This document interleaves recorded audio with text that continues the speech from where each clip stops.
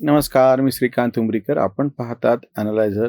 Like करा, share करा, subscribe करा. ॲनालायझरचं ॲप डाउनलोड करा. महानगरपालिकेची निवडणूक आणि विशेषतः मुंबई महानगरपालिकेची निवडणूक फार त्याच्यामध्ये आता रंग चढलेला आहे. रंग चढलेला आहे म्हणण्याच्या पेक्षा सगळ्यांसाठीच तो बाकीच्यांसाठी करमणुकीचा विषय आहे. आणि ह्याच्यामध्ये कुठं काही कमतरता राहू नये म्हणून स्वतः उद्धव ठाकरे कसे पुढे सरसावलेले आहेत. मी तुम्हाला त्यांचं फक्त एक वाक्य ऐकवतो, नंतर मग पुढं हे करूयात आपण. निवडणुकीमध्ये आंतरराष्ट्रीय राजकारणाने एंट्री घेतली हे आम्हाला काल डोममध्ये दिसलं. मुंबईचे भाजपचे अध्यक्ष म्हणतायत की जो न्यूयॉर्कचा महापौर झालाय झोराम ममदानी, त्यांनी उमर खालिदला सपोर्ट केला आणि त्या उमर खालिदच्या सभेमध्ये जी मुंबईत होणार होती तिथे आदित्य ठाकरे आणि तुमच्या पक्षाची लोक गेलेली होती. त्यांचं म्हणणं आहे की मुंबईचं आम्ही ममदानीकरण होऊ देणार नाही, मुंबईचा न्यूयॉर्क होऊ देणार नाही, मुंबईचा रंग आम्ही बदलू देणार नाही. कोण बोललं? हे सगळे भाजपचे पदाधिकारी आणि मुंबई अध्यक्ष बोलतायत. चाटम चाटम नाही काय, मला ऐकायला नाही आलं. माईक घ्या ना जरा. चाटम ऐकलं तुम्ही? साटम म्हणतायत ते, साटमला. आणि ते ठरून ठरून म्हणतात, आपल्याला सगळ्याला कळतं. त्यांना जो काही आरोप करायचा आहे राजकीय, म्हणजे मराठीच्या अस्तित्वाचा प्रश्न आहे की नाही माहीत नाही, पण ठाकरेंच्या मात्र अस्तित्वाचा प्रश्न आहे. ठाकरेंच्या अस्तित्वाची ही लढाई हे तर खरंच आहे. त्याच्यामुळे त्यांचा जळफळाट होणे, तळफळाट होणे आपण समजू शकतो. न्यूयॉर्कचे महापौर ममदानी जेव्हा त्या उमर खालिदसाठी पत्र कसं लिहितात, ते कसे मुंबईला येणार आहेत, उमर खालिदची सभा शर्जीलची कशी होणार आहे, तेव्हा आदित्य ठाकरे तिथे उपस्थित होते आणि हा सगळा जो विषय येतो तेव्हा ते काय म्हणतात, कोण म्हणतात ते भाजपचे पदाधिकारी. त्याच्यामध्ये कोणाचं नाव घेतलं? साटम. साटमला हे म्हणतात चाट. एक आपण नेहमी ऐकलेले हे मुंबई महानगरपालिकेचा विषय बाजूला ठेवा. शिवसेना सडली. कशामुळे सडली? 25 वर्ष त्या भाजप बरोबर शिवसेना सडली. म्हणजे खरं तर पहिल्यांदा यांचाच मुख्यमंत्री झाला होता. शिवसेना कशी सडली? आधीचं सोडा, 1990ला सोडून द्या, 1995ला विधानसभेचे निकाल लागल्याच्या नंतर 2 का 3 जागा फक्त जास्त होत्या, पण तरी मुख्यमंत्री कोणाचा झाला? शिवसेनेचा. शिवसेना कशी सडली? पहिल्यांदा शिवसेनेला सत्ता भाजपच्या पाठिंब्याने मिळाली आणि तरी शिवसेना सडली. बरं ठीक आहे. 1999 पासून ते 2014 ही 15 वर्ष सत्ता नव्हती महाराष्ट्रामध्ये. या 15 वर्षाच्या कालखंडामध्ये काँग्रेस राष्ट्रवादीची सत्ता होती, काँग्रेसचा मुख्यमंत्री होता. ह्या काळामध्ये कोण फुटलं? भाजपचा एकतरी आमदार फुटला? शिवसेना फुटत राहिली. आधी छगन भुजबळ गेले, ते तर बाळासाहेब असतानाचीच गोष्ट आहे. उद्धव ठाकरे जे भाजप सडली असा जो उल्लेख करतात, भाजप बरोबर शिवसेना सडली, तर पहिल्यांदा छगन भुजबळ गेले आणि त्यांना कोणी फोडलं होतं? शरद पवारांनी. आणि आता हे कोणाच्या मांडीवर जाऊन बसले होते मुख्यमंत्री पदासाठी? शरद पवारांच्या. आणि भाजप बरोबर शिवसेना सडली.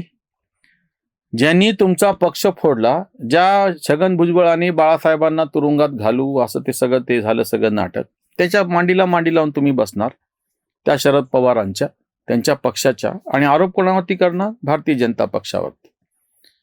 आता हे चाटम म्हणतायत ना, म्हणून मी तुम्हाला हे सांगतोय. मधलं सोडून द्या. नंतर कोण गेलं बाहेर? नारायण राणे गेले. नंतर कोण गेलं बाहेर? राज ठाकरे गेले. कुठे होतं तेव्हा भाजप? याच राज ठाकरेंनी, जे तुम्ही आता मांडीला मांडी लावून बसलेल्या, तुमचे त्या मुंबई पट्ट्यातले उमेदवार पाडले, लाखाचे मतं घेतले त्यांनी, आणि तेव्हा तिथे सगळी काँग्रेस निवडून आली. काँग्रेस राष्ट्रवादी मुंबईच्या आणि ठाण्याच्या पट्ट्यामध्ये. मग तुम्ही ज्यांना चाटम म्हणता आहात त्या भाजपनी तुम्हाला जेव्हा साथ दिली आणि तुमचे उमेदवार कोणी पाडले होते? राज ठाकरेंनी. ते तुम्ही आता ठाकरे ब्रँडच्या नावाखाली एकत्र आहात आणि तुम्ही म्हणणार कोणाला चाटम? भाजपच्या मुंबई प्रदेशाध्यक्षाला. 2014ला त्यांनी जेव्हा सरकार स्थापन केलं देवेंद्र फडणवीस यांनी, त्याला शरद पवारांनी बाहेरून पाठिंबा दिला. 2 महिन्याच्या नंतर तुम्ही जॉईन झाले घाईघाईमध्ये. खिशामध्ये राजीनामे ठेवून हे फिरत होते आणि पुन्हा म्हणणार काय? शिवसेना सडली. राजीनामे तुमच्या खिशात जे बाहेरच नाही आले तेही ठीक आहे. 2019ला काय घडलं? ज्या पवारांनी छगन भुजबळांना फोडून तुमच्या पक्षाला, बाळासाहेबांना त्यांच्या हयातीत धोका दिला, त्यांच्या मांडीवर जाऊन तुम्ही मुख्यमंत्रीपद पटकावलं. आणि ते पटकावल्याच्या नंतर तक्रार कोणी केली होती? हे जे चाटम म्हणतायत ना आज उद्धव ठाकरे, शिवसैनिकांनी तक्रार केली होती की राष्ट्रवादीचे मंत्री आमचे काम होऊ देत नाहीत म्हणून. शिवसैनिकांनी तक्रार केली होती की आमचे नेते माननीय घरबसे वर्ल्ड बेस्ट सीएम तुम्ही स्वतः भेटत नाही म्हणून. भाजपवाल्यांनी नव्हती केली तक्रार. त्या काँग्रेसचे मुख्यमंत्री राहिलेल्या अशोक चव्हाणांनी तक्रार केली होती की फोन उचलत नाहीत भेटत नाहीत म्हणून. तुमचे लाडके बारामतीचे जाणते राजे शरद पवारांनी तक्रार केली होती. पक्ष संघटना चालवणं सरकार चालवणं कसं वेगळं आहे. उद्धव ठाकरे फोन उचलत नाहीत म्हणून. आणि तुम्ही कोणाला म्हणता चाटम? तुम्ही कोणाला म्हणता शिवसेना सडली म्हणून? तुमचे कार्यकर्ते तक्रार करायला तुम्ही सगळे घरामध्ये पद आणि मुख्यमंत्री पद आणि बाकी सगळे लाभ घेतले. विधानसभेतून निवडून गेलेले किती आमदार तुम्ही मंत्री केले हो त्या मंत्रिमंडळामध्ये. विधान परिषदेवरचे सगळे गणंगण तुम्ही तुमच्या घरचे सगळे लोक मंत्रिमंडळात घुसळून घेतले तुम्ही. सर्वसामान्य शिवसैनिक सतरंजा उचलण्यापुरता राहिला. हिंदुत्ववादी मतदार दुरावला. आणि या सगळ्यामुळं तक्रार करून तुम्ही ऐकत नाहीत म्हणल्याच्या नंतर 2.5 वर्ष वाट पाहून नंतर शिवसेना अख्खीच्या अख्खी घेऊन एकनाथ शिंदे बाहेर पडले. हे कशाचा पुरावा आहे? सडल्याचा पुरावा आहे का काहीतरी नवीन छान मोठं घडल्याचा पुरावा आहे? तुम्ही म्हणत होते भाजप बरोबर शिवसेना सडली. मी चॅलेंज करतो ऐकणाऱ्या तुम्हा सगळ्यांना. 2014 ते 2019 या 5 वर्षाच्या कालखंडामध्ये देवेंद्र फडणवीस मुख्यमंत्री होते. एका तरी शिवसैनिकांनी शिवसेनेच्या नेत्यांनी अशी तक्रार केली का की मुख्यमंत्री आम्हाला भेटत नाहीत? अशी तक्रार केली का की जिथे भाजपचा पालकमंत्री आहे त्या ठिकाणी आमची कामं होत नाहीत म्हणून? जी नंतर काँग्रेस आणि राष्ट्रवादीचे विशेषतः राष्ट्रवादीचे पालकमंत्री असताना आमची कामं होत नाहीत ही तक्रार आहे शिवसैनिकांची महाविकास आघाडीच्या काळातली. मग कोण सडलं आणि कोण चाटत होतं? हे चाटम म्हणतात ना. मी तुम्हाला अजून एक उदाहरण देतो. त्या महाविकास आघाडी तेव्हाच काय आता सुद्धा 2019 पासून हे शरद पवारांच्या मांडीवर जाऊन बसले होते मुख्यमंत्री पदासाठी. तेव्हापासून आजपर्यंत 6 वर्षात राहुल गांधी, सोनिया गांधी, प्रियंका वाड्रा हे किती वेळा मातोश्रीचे उंबरठे चढले मला फोटो दाखवून द्या.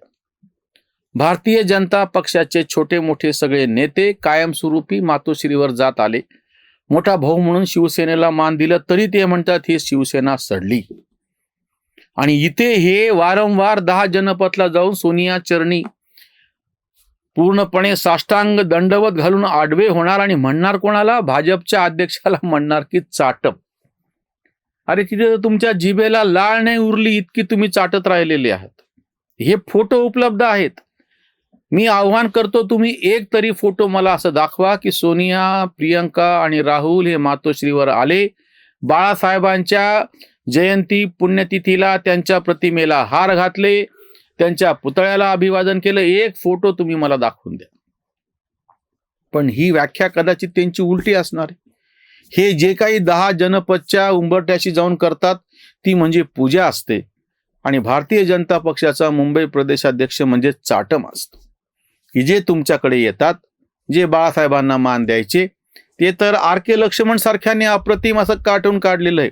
बाळासाहेब स्वतः मोठ्या खुर्चीवरती बसलेले आहेत. समोरच्या खुर्चीवर त्यांनी पाय ठेवलेले आहेत आणि बाजूला एक छोटासा स्टूल आहे. प्रमोद महाजन बाजूला असे उभे आहेत आणि बाळासाहेब त्यांना म्हणतात हा बसा तिथं. हे कार्टून आहे RK लक्ष्मणचं. जागा वाटपामध्ये छोटा भाऊ मोठा भाऊ मध्ये मी तुम्हाला तो आकडा पण सांगतो. एकूण महाराष्ट्राच्या विधानसभेमध्ये 288 आमदार आहेत. तर 171 म्हणजे 171 जागा शिवसेनेने लढवायच्या आणि 117 जागा भाजपने लढवायच्या. दोघांची बेरीज 188 होती बघा. 288 होती. आणि 171 आणि 117 त्यांची बेरीज 9 होती. 9चा आकडा काहीतरी शुभ आहे त्यांना कोणीतरी सांगितलं होतं.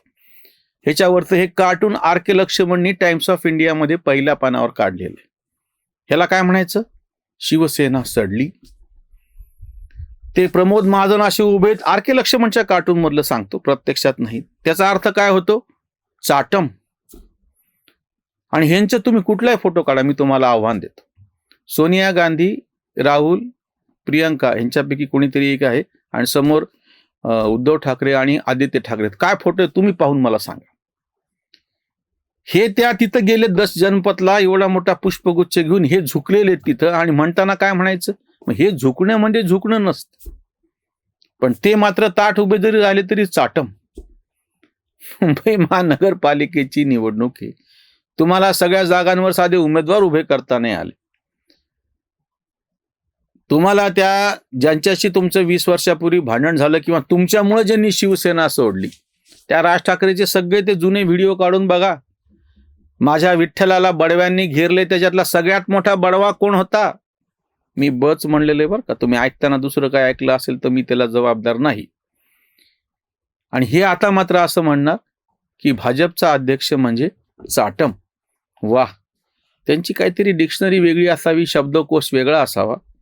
काय म्हणजे चाटणे आणि काय म्हणजे ताठ कर्णाने उभं राहणे याच्या व्याख्या एकदा तुम्ही उद्धव ठाकरेंच्या वेगळ्या शब्दकोशामध्ये जाऊन पहा.